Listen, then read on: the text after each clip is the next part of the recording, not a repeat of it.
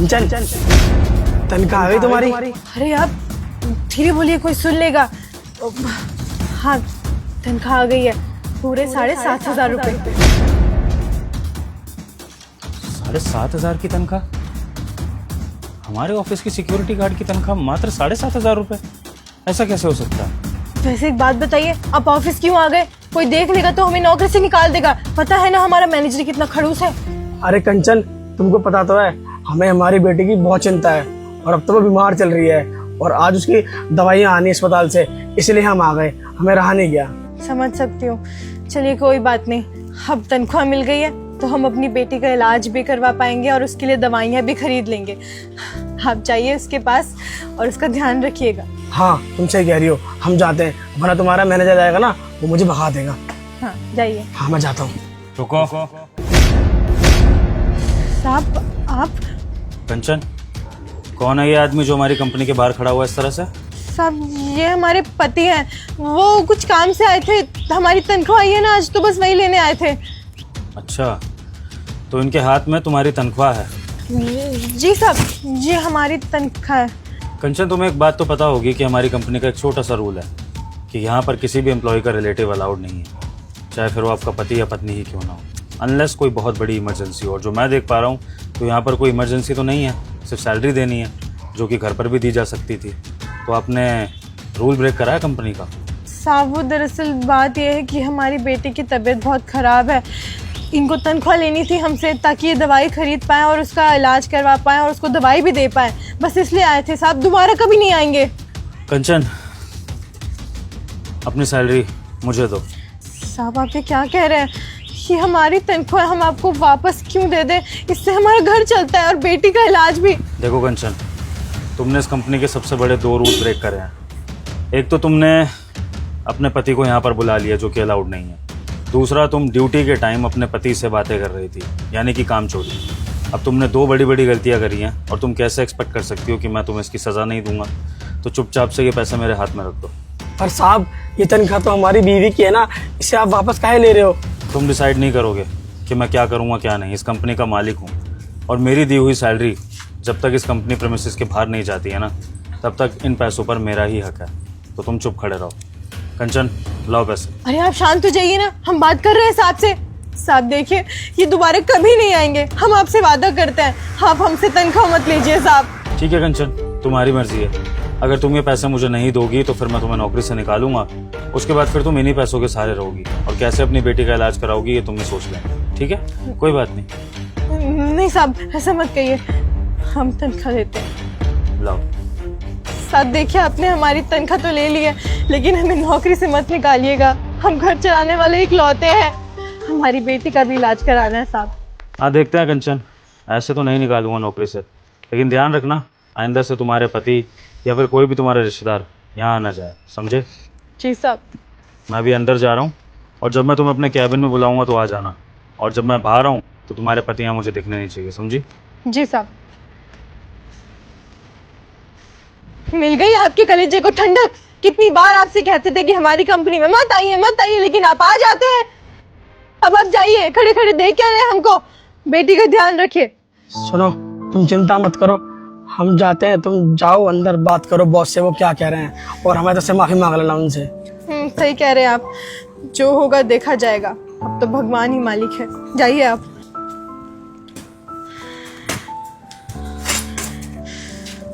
हे भगवान, हमें नौकरी से मत निकलवाइएगा, बस विनती करते हैं आपसे। जी सर, आपने बुलाया मुझे? हाँ राजा, मैं ये पूछ रहा था कि हमारी कंपनी की सिक्योरिटी गार्ड को सैलरी दे दी गई है? जी सर, टाइम से सैलरी मिलती है, अपनी ड्यूटी मेरे को दे रखी है, और अपनी ड्यूटी में कितनी अच्छे से करते हो तो आपको पता है। अच्छी बात है। और ये बताओ कि हमारी सिक्योरिटी गार्ड के घर में कोई दिक्कत परेशानी तो नहीं चल रही है? पता है तुम्हें कुछ इस बारे में? नहीं सर, मेरी तो बात होती रहती है इन सबसे। आपने मुझे हमेशा बोला है कि इन सबसे इनके हालचाल पूछते रहा करो, इनके बारे में जाना करो, इनके पर्सनल लाइफ में अगर कोई दिक्कत होती है तो मुझे पता होता। मैंने पूछा था उनसे, कुछ दिक्कत नहीं।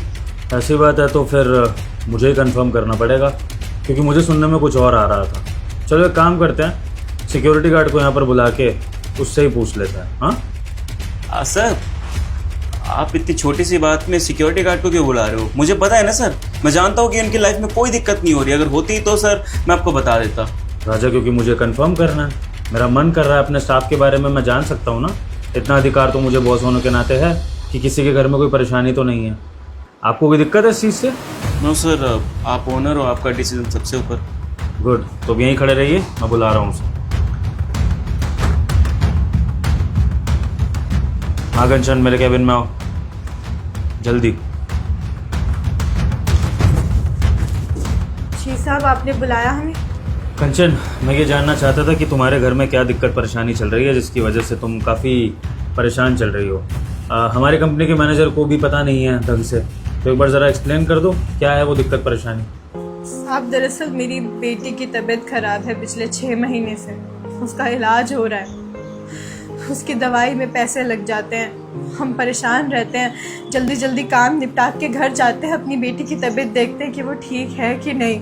अच्छा, तो आप अपनी बेटी का इलाज सही से करा पाती हैं कि नहीं? इसमें कोई दिक्कत परेशानी तो नहीं फेस करती हैं आप?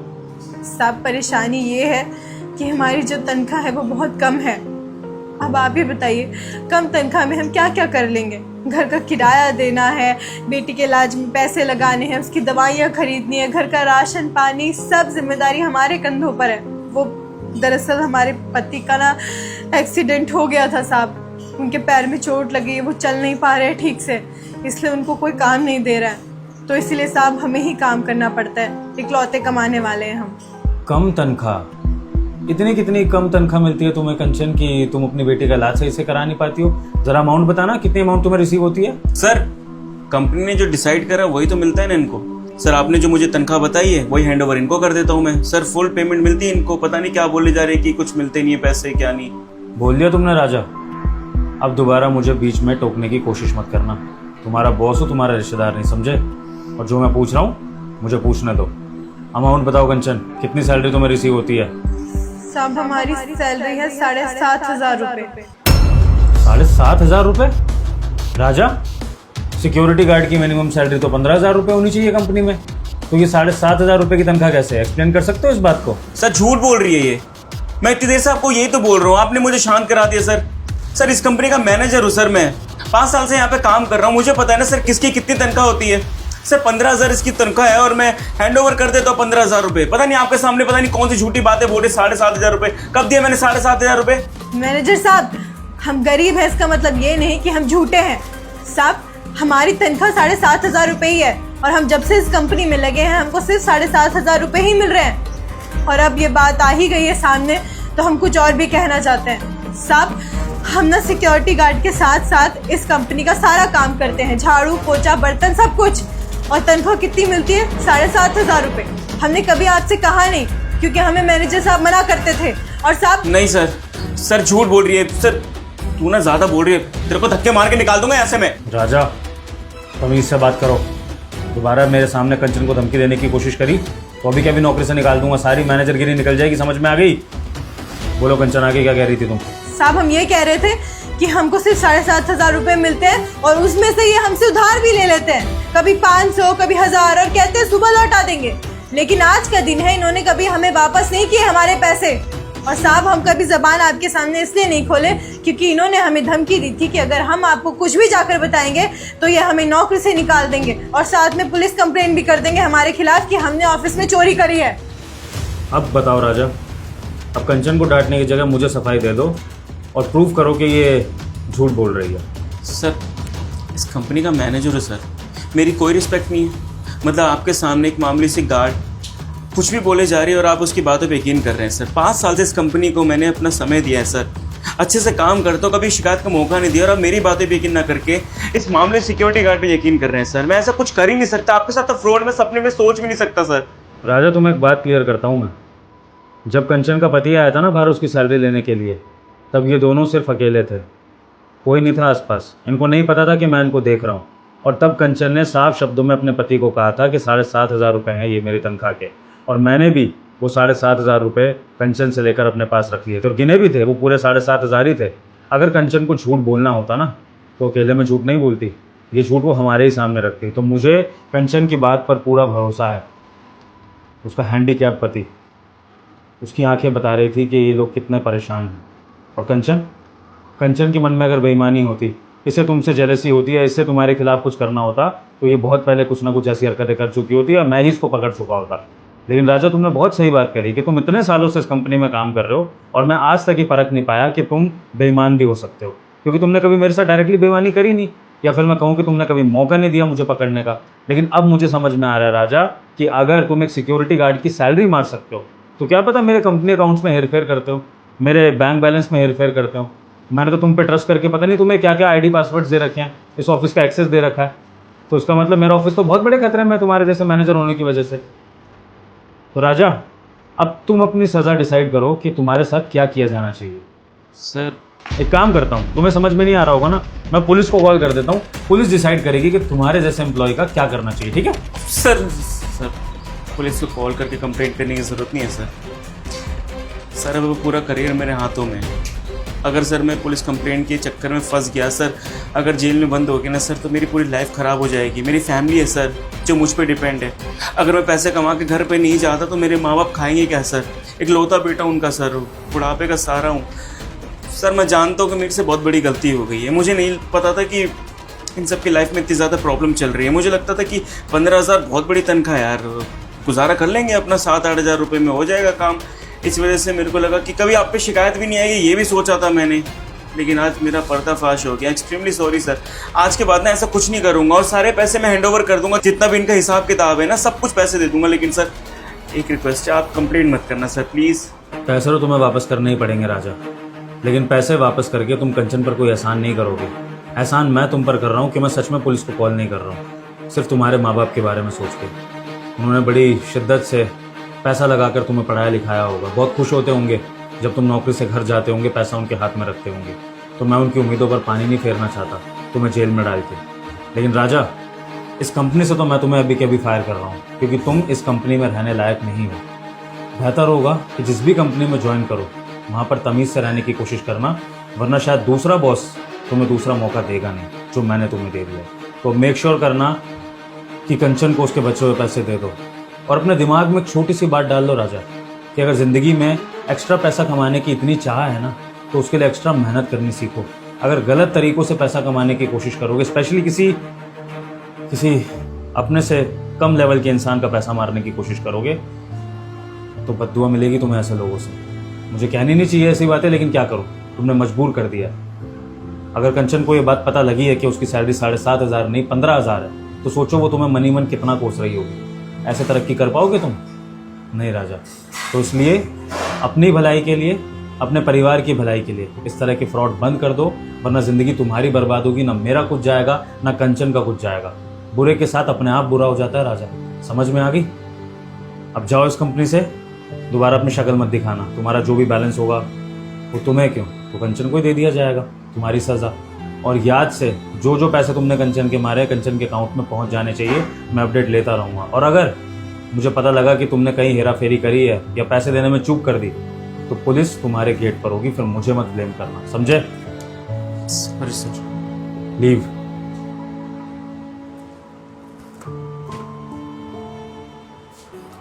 आई एम रियली सॉरी कंचन।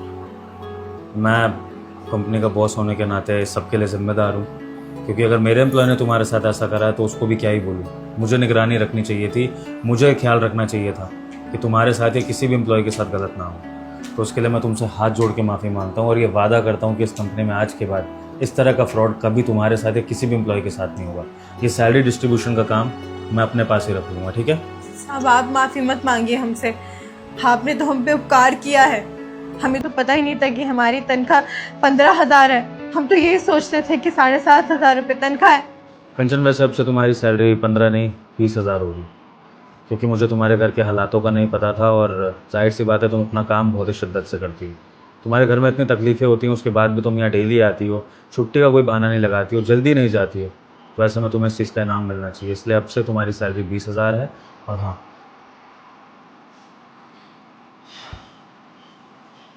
ये जो पैसे मैंने तुमसे बाहर लिए थे वो, और साथ में ये 50,000 तुम्हारी बेटी के इलाज के लिए मेरी तरफ से। और इसके अलावा तुम्हारी बेटी के इलाज में जो भी खर्चा होगा वो हमारी कंपनी उठाएगी। ये अब हमारी जिम्मेदारी है, तो तुम मांगने से हिचकिचाना मत, ठीक है कंचन? बहुत बहुत धन्यवाद। आपको नहीं पता आपने हमारी कितनी बड़ी मदद करी है ये पैसे देकर। अब हम अपनी बिटिया का इलाज करा पाएंगे और वो ठीक हो जाएगी जल्दी। और साहब जैसे ही वो ठीक होगी ना, हम सबसे पहले उसको कंपनी में लाएंगे और आपका आशीर्वाद दिलवाएंगे। बिल्कुल लाना, मुझे बहुत अच्छा लगेगा तुम्हारी बेटी से मिलके। बाकी सुनो, अपनी बेटी के इलाज के टाइम तुम्हें अगर छुट्टी वगैरह चाहिए हो तो ले लेना, हमारी सैलरी नहीं कटेगी, ठीक है? जी साहब, धन्यवाद साहब। ठीक है, तुम एक काम करो फिर, हॉस्पिटल ही निकल जाओ, दवाई वगैरह लानी होगी और बेटी का जो भी इलाज कराना है वो शुरू करा दो। ठीक है साहब, अभी हम जाते हैं लेकिन सुबह टाइम से आ जाएंगे। धन्यवाद साहब।